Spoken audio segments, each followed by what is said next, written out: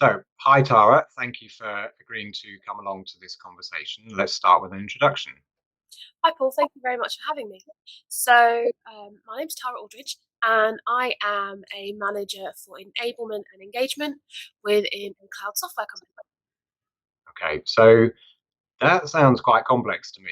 I know it isn't. So, give me a little bit more detail then about what that actually entails. Sure. So, my role is helping customers make the most of our platform.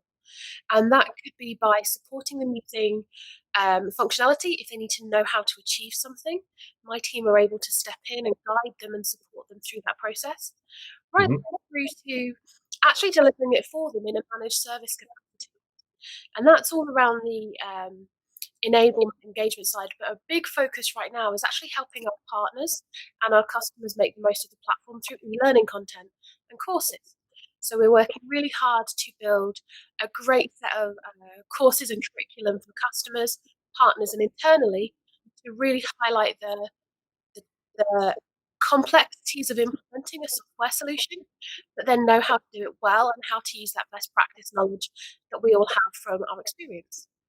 Okay, so I also know, and we're going to kind of start at the beginning in a second, because I think your career progress has been fascinating.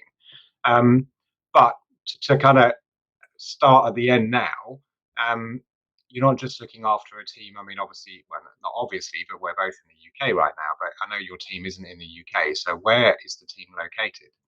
So I have a team all over the place. So I've got a group of people in Poland who Mhm. do an amazing job supporting our customers. I have a team in the UK who are our managed services team looking after customers day to day. And then I've got somebody in El Salvador, and I'm currently recruiting in the US as well. Wow. Okay. So that's impressive, and all the more so when I now take us back to the start. So I remember when you joined. Mhm.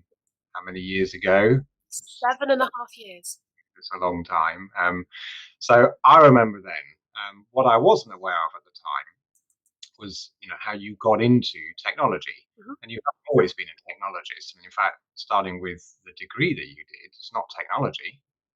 No, I sort of fell into technology. I My degree is in psychology, Okay. psychology with counselling. And that's because when I was a teenager, we were going through a family breakup and I needed support, and I used a counsellor to help me through that. And so I thought, I want to do this. I want to help other people. And so Hmm. I went to college and university and I did psychology and counselling. And then I realised I was going to do it well, I needed to do a master's degree. And I basically run out of money, but also I needed a bit of life experience in order to really help people. So I thought I'd Hmm. go out and get a job. Needed a job that was easy to pick up and easy to do. And of course, I was 21, so I was also looking for a job that was fun. So I started in a call center, Okay. and I was that person that rang you up trying to sell you stuff during when you're watching a soap opera late in the evening, or if you're watching reality TV and someone's trying to ring you up and sell you a mobile phone contract. That was me, and I worked my way through. And I started off in sales, and then I moved to service, and I worked at a local authority. Um, And through all of that, I absolutely love working in a call centre. I think it's so underrated with what people can do and how they can advance their careers. Hmm. If you have the people skills to work in a call centre, I truly believe you are unstoppable. You can do anything. But also, working in a call centre allows you to learn technology. And so eventually, I got a bit sick of being on the phones. So I became a resource planner and an analyst. And I used to sort of be the real time analyst, making sure we were able to answer calls well and planning out rotas and things like that. And eventually, I was contacted via LinkedIn by a recruiter who said, "Hey, I've seen you posting in some LinkedIn groups. Do you want to apply for this job as a professional services consultant?" And I'd never heard of the job professional services consultant, didn't know it existed, didn't know anything about CRM, about software, anything like that. Came down to Basingstoke, and I met the company that I work for. I met the people I was going to be working for, and I fell in love with the company. I fell in love with the culture, and I've been here ever since.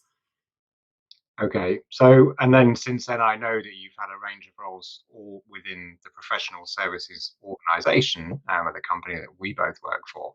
Um, and I'm actually quite interested now. Do you still get involved in counselling at all in your spare time? So not so much counselling. I am actively a mentor for various charities that I work with and volunteer for. So still helping people and making sure people are able to achieve what they want to achieve in life, but without the hardcore counselling side of it or psychology side of it. Okay. It's inspirational.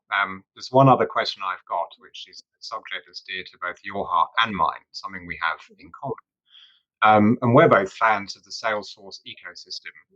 I think we both contribute. We're both totally into it. So, and I know your affection, let's say, for all things Salesforce have been so helpful to our company as we've gone down a journey going back to 2009 for the solution that we've developed and the relationship we've got today. So, tell me a little bit about that. Yeah. So when I joined this company, I'd never heard of Salesforce. I didn't know the acronym CRM. And the first couple of weeks, were like, here's a trailhead, go and learn Salesforce. And I did, and I started doing the trailhead. I was like, really engaging, super helpful in getting to know the platform. And for me, it worked really well because of my dyslexia and dyspraxia. As a learning tool, it worked for me. And then I realised that you could actually do things like meet people, and there was community groups and chats you can have with people in other companies and all of that sort of stuff. And I started taking advantage of it. I started learning more, meeting people, and just being absolutely amazed by the ecosystem that's sprung up around Salesforce. And so I started attending user groups, and the Hampshire user group is amazing. They are Mhm. so welcoming, and that whole welcoming feeling just continued with every user group I've ever been to, and every event that I've been to. And I started going to the event like London's Calling and all of those sort of local events. And oh my goodness, it was amazing. The people, the way that everyone's willing to share knowledge and help people, no matter how basic the question is. You may think, oh, this is a really basic question. I shouldn't have to be asking this. You can go onto the forums, you can go onto the Slack channels, and people are there willing to help you just because they love the ecosystem as much as we do. So I was actively in the ecosystem, contributing, but more lurking in the background. And then I started presenting at events, and I became the Amazing Stoke Women in Tech group leader. Um, Mhm. and yeah, now I'm a group leader. I attend conferences wherever possible. I'm super excited at conferences that look like they're going to be started in person again next year.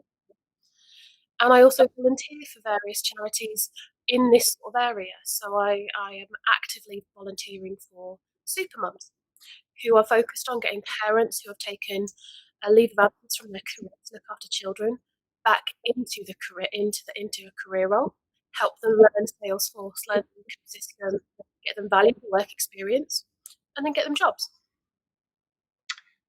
I love the story. I actually wasn't aware of the dyslexia and dyspraxia. That's something that you have in common with my daughter, in fact, who I find also inspirational in overcoming a I don't know how to correctly say that, a condition that exists that makes it difficult to, as a child, catch a ball, even, and answering a question really well, just not the question that was asked because of a misinterpretation thing. So I think the challenge of getting through that and then doing so well and proving you can do so well. And you just surprised me because I didn't even know. Tara, it's been great listening to you and talking to you. Thank you so much.